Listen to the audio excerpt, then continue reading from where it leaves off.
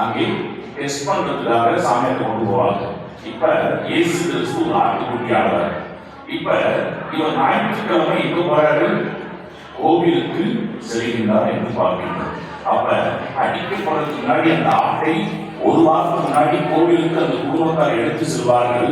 இப்ப இந்த ஜனங்கள் வழிநடத்தப்பட்டு இவர் சரியான ஒரு ஆட்டுக்குட்டியாக அந்த 3 வருஷத்துல இயேசு எத்தனை கிலோமீட்டர் நடந்தானா?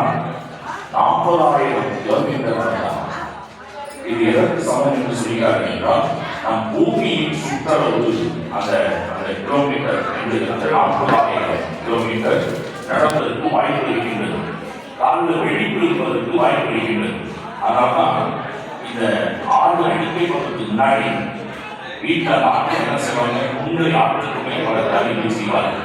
இப்ப இந்த ஏசி எப்படி கேட்கிறார் அப்படின்னா